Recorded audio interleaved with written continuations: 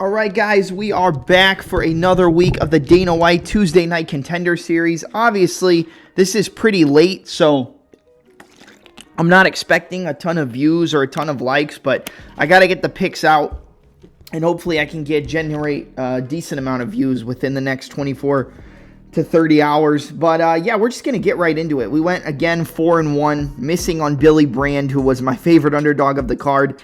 But Cody Haddon came through.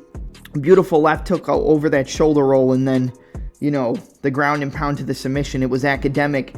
But we're going to kick it off with the first fight. We've got Jack Duffy coming in as the heavy underdog, plus 260, taking on Nick Piccinini, coming back at a minus 360 favorite.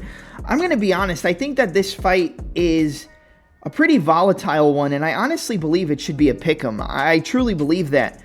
Both of these guys are really solid grapplers. I would give the striking, technique, finesse, and power over to Nick Piccinini. I feel like he puts his combinations together better. He throws, you know, good 1-2s down the center. He moves his head off the center line, puts those hand feints out in front as he's moving his head, come through 3-2, moving around, bop, bop, 1-2, one jab right hand.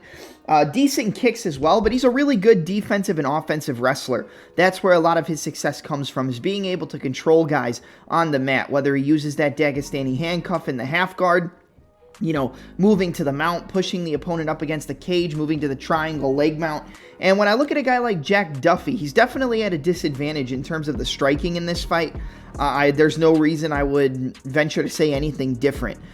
He's not really too comfortable on the feet. He can strike, and he's not afraid on the feet, but I think he would be at a disadvantage against a guy like Piccinini. But I do like the control that Jack Duffy has once the fight hits the mat. I mean, even if he gets you into a controlled position on the feet by getting to the body lock, jumping to your back, going for the body triangle, he really doesn't allow guys to get up once they're on the mat. He's either going to hold you in a position and ground and pound you, consistently look for submissions, and just kind of slow cook you until he gets a finish. And the funny thing about it is Nick Piccinini is kind of the same style of fighter, but he's more comfortable on the feet, and he has more finishing ability on the feet, I would say. But I do think that the person who's probably going to win the scrambles in this fight is going to be Jack Duffy. I just have a feeling that he'll be able to find positions where he's going to be able to control Piccinini with that body triangle, control him from the top position, and you know, even the wrestling style of Piccinini, it might open up the submission grappling of Jack Duffy, because I do believe the better wrestler is Piccinini, the better grappler is Jack Duffy, and usually in those situations, the positional awareness of the wrestler is what wins those fights, and paired with his striking, I can understand why he's a decent-sized favorite, but I'm going to go with Jack Duffy here. I think he has better positional grappling and better scrambling ability to be able to control the fight in certain positions. I think he's going to be able to find the back control. I think he's going to be able to put that body triangle in. I think he's going to be fishing for submissions, and the wrestling style of Piccinini is going to put him in positions where Duffy can reverse, sweep, or submit, or you know what they say, stand up, sweep, submit, you know, when it comes to MMA grappling. And I think Duffy is the better MMA grappler, but I do think Piccinini is going to have the advantage on the feet. But I'm going to go with the big underdog. I'm going to go with Jack Duffy to get the job done via rear naked choke. I think he's going to find the way to the back of Piccinini, not be able to get any submissions or finishes early in the fight, but when it gets to the midpoint of the second round and a little bit deeper, he's going to get that controlled position. He's going to find the back. He's going to put the body triangle in. He's going to control from the mount, and I think eventually Piccinini's going to give up his neck. So give me Jack Duffy, second round, rear naked choke submission over Nick Piccinini. Like I said, I understand why Piccinini's the favorite, but I do not believe he should be this big of a favorite. This next fight up is actually one I'm pretty excited about. We have Malcolm Wellmaker taking on Adam Bramble. The favorite at minus 220 is Wellmaker. Coming back as the plus 170 underdog is Adam Bramble. Listen, this is going to take place in the bantamweight division. The first fight of the night took place in the flyweight division. I like the favorite here in Wellmaker. Adam Bramble is a really solid striker, don't get me wrong. He has good counters, good elbows. He mixes up his punches to kicks very well. He's got very solid fundamentals when it comes to his striking. He uses his reach, he uses his range, but the problem is he gets hit. And I don't think you can fight a guy like Malcolm Wellmaker and take punches. I really don't. I think I've seen Bramheld get dropped I've seen him get rocked. I've seen him get hurt multiple times in fights because he likes to get into that brawling style. He's a good technical striker, but sometimes he throws that technical striking out the window and goes away from that point fighting and range control and, you know, very solid technical kickboxing and gets into brawls and just throws down. You can't do that against a guy like Wellmaker. Obviously, these guys don't have too much experience, but the one thing I will say is that Wellmaker has one-hitter quitter knockout power, and that is not a good thing for a guy like Adam Bramble who likes to get into those brawls. Now, if he can avoid getting hit on the chin and win a technical striking matchup, yes, I think he can win. Yes, I think he could probably tire out Wellmaker the longer the fight goes in the second into the third round, because I think Wellmaker is a very solid fighter, but if he has somebody who can kind of come back at him and fight his fight a little bit and push him back, he might have some trouble. But the one thing I do like about Wellmaker is that even though he has very solid power, he's a pretty technical striker in his own right. He throws that lead hook to the body kick behind it to hide it. He's moving around very well, chops leg kicks, switches stances, pops the 1-2s, counters when he's moving backwards, counters as he's moving forward. He's a very technical and methodical guy, but also has big power. The range and distance management is going to be on the side of the underdog in Bramble, and he is a tough guy. He doesn't quit on himself. We've seen him get hurt. He comes back, finishes his opponents. So if Wellmaker hurts him multiple times, but Bramble stays in the fight, then the later this fight goes, it is probably going to go to the side of Adam Bramble. But I do like the favorite in Wellmaker. I like this kid. I like what I've seen from him. I've seen him knock out guys with one shot right on the chin, put him down. I've seen him knock out dudes with head kicks, good straight punches, good hooks, and I think the minute he catches Bramble on the chin, he's not going to allow him to recover, because he's only going to need one, and if he hurts him, maybe one more to put him down. There's a big power difference in this matchup. I do think that the more technical striker and the fighter who controls range a little bit better is probably the underdog in Bramble, but he gets into brawls too much, he gets hit too much, and that's just something I'm not going to sit here and pick against the guy with the power and explosiveness, along with the technicality of Wellmaker. So give me the favorite in Wellmaker to get the job done here via second round knockout. I think it might be the first round, but I think he's going to get into that brawl. He's going to hurt Bramble. Bramble's going to try to recover, not going to be able to. He's going to get hit with another big shot and get knocked out. So give me Wellmaker, second round knockout. I like this kid. I think this kid has a decent future. Can't put all the eggs in one basket. Can't really say too much yet, but I do think this kid is going to be something special coming off the Contender Series. So give me the favorite in Wellmaker, second round knockout. The third fight of the night is in the middleweight division, I believe. Let me just double check. Yes, 185 pounds. You have a fighter from LFA and Marco Tulio Silva taking on Mato Duclos. You got Duclos coming in 6-2. Marco Tulio Silva 11 wins and 1 loss. One thing I will say, I'll start on the side of the huge underdog in the plus 325 Mato Duclos. Mato Duclos is a solid striker. He throws very good leg kicks, very good body kicks, switches stances between southpaw and orthodox, has decent punches as well, and he's got really big power. If he catches Marco Tulio Silva on the feet, he might knock him out. That's kind of the only way this guy's going to win. He does have wrestling. He can grapple. He can get takedowns. He can push you up against the fence. But that's really not going to be an option here against the much, much better wrestler and jiu-jitsu artist in Marco Tulio Silva. Tulio Silva's not afraid to strike on the feet, but I think he'll know coming into this fight that he's going to have a pretty big advantage once the fight gets down to the ground. And I think we're going to see him, maybe play around a little bit, throw some leg kicks.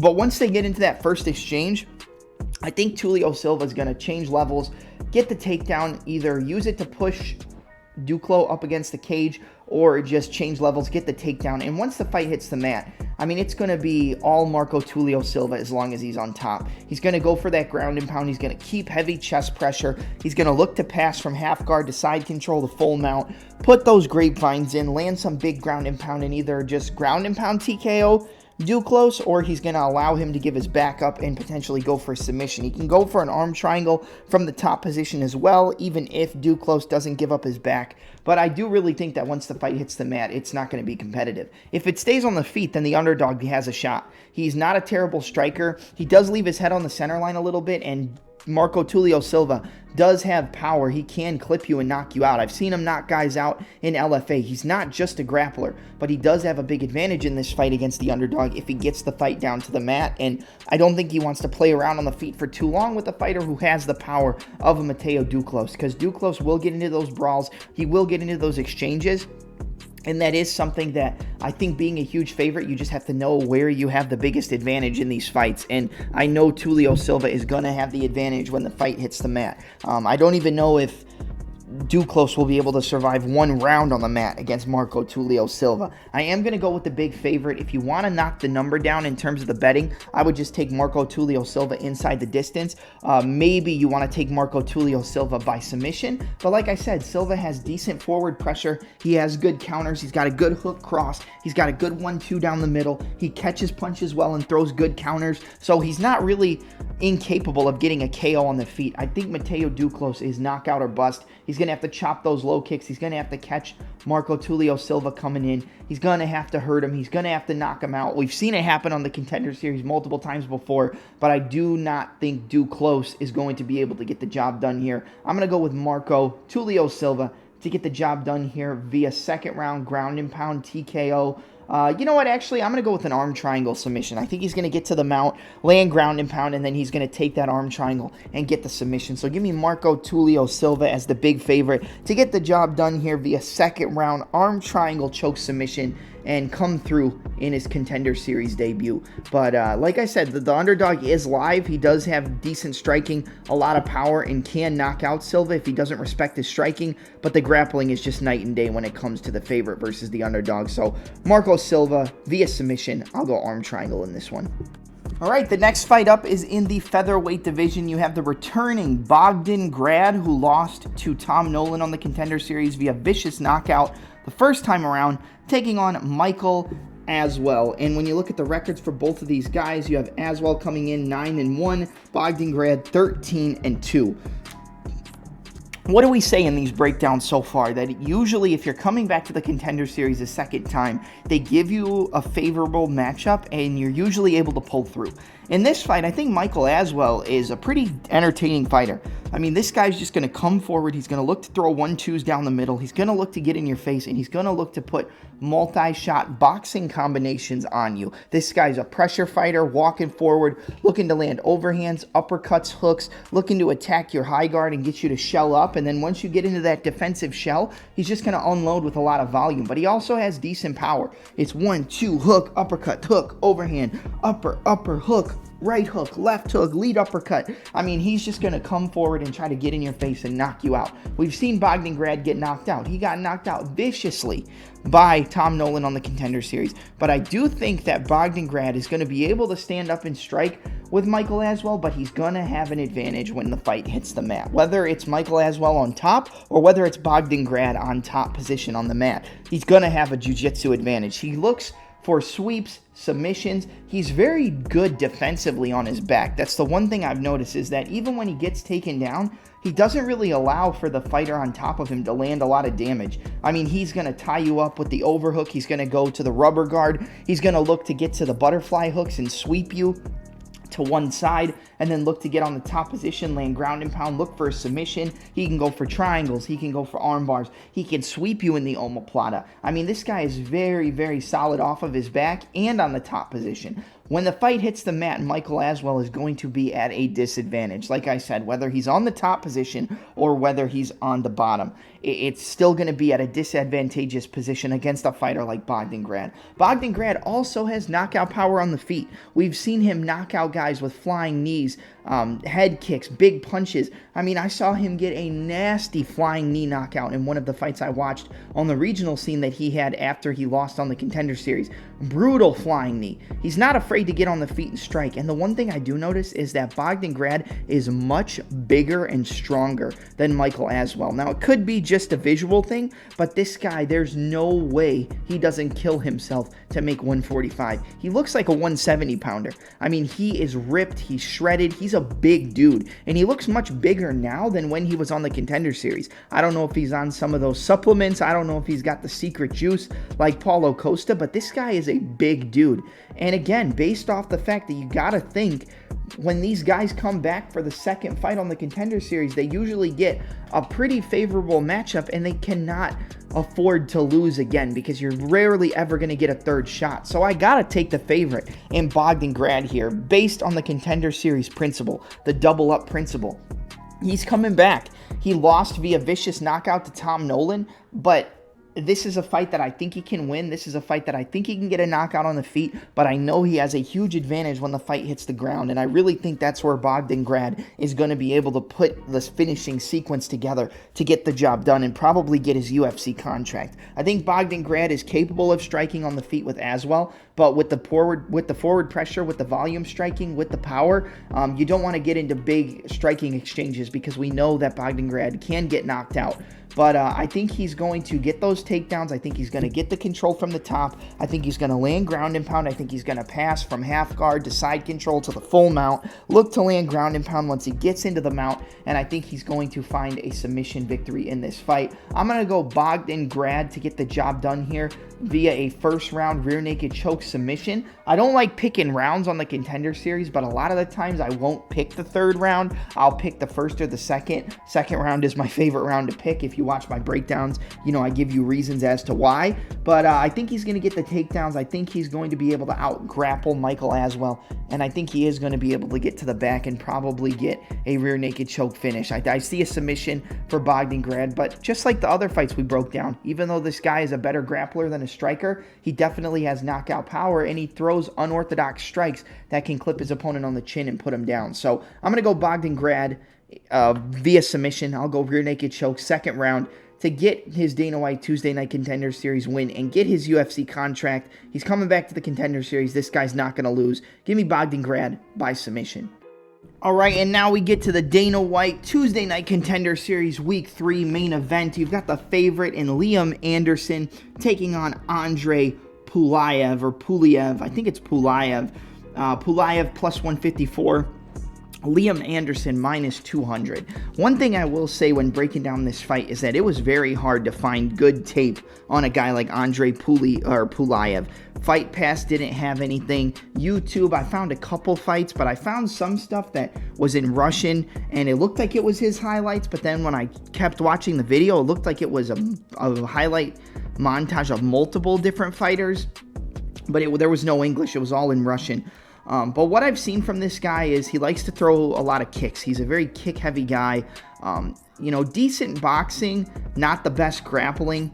And I'm just really not impressed with Puliev. I mean, I'm just going to keep it short and sweet. Based on what I've seen, and it wasn't that much, I don't think this guy's very good. He fought out of, I think it was Flamenco FC. And, he's not a bad fighter from what I've seen. Decent strikes, a very long, lanky guy for his weight division, but I think Liam Anderson is way better anywhere this fight goes. I think he's much more dangerous on the feet. I think he's much better at, staying composed in the fire than a guy like Andre Puliev. If you throw punches at Liam Anderson, he's gotten hurt, he's gotten dropped, and he's come right back, got his guard up, and came back with counters and landed good shots. This guy can get knocked out, but he has really good striking as well. Uses a lot of feints, keeps the high guard, feints the right cross to a lead head kick. Very nice lead head kick knockout early in his career. Doesn't mind going to the ground either. He goes for good clinch trips, inside trips, outside reaps. Looks to get to the top position, looks to take the back, find a way to get a submission. So he's comfortable on the feet. He's comfortable if the fight hits the mat. And he's a very well-rounded mixed martial artist. I think Liam Anderson is a much more well-rounded guy. And based off what I've seen from Puliev, I kind of feel like he's a little bit of a fraud. I don't think he's terrible. But like I said, very kick-heavy game, very long, lanky guy. Not the best defense, not the best grappling defense either. He can go for takedowns in his own right, but again, it's just, I don't see too much that I like from this guy. He's 8-2. His opponent in Liam Anderson is 6-2. This fight is taking place in the middleweight division. Out of his 8 wins, he has 5 KOs and 2 submissions. 116 into round 1, armbar in round 3. Ground and pound in round 1, but the guys he's beating like 1-1, 2-2. Welly Oliveira 39-24. Like, yeah, that's a lot of experience, but still, he lost to on Vaderbek Dani Albekov, who is 8-0. He's undefeated as a pro mixed martial artist, so losing to an undefeated guy isn't a terrible thing. And he lost to Jacob Tuganbayev via decision, who is currently at, what's his record at? Let's see.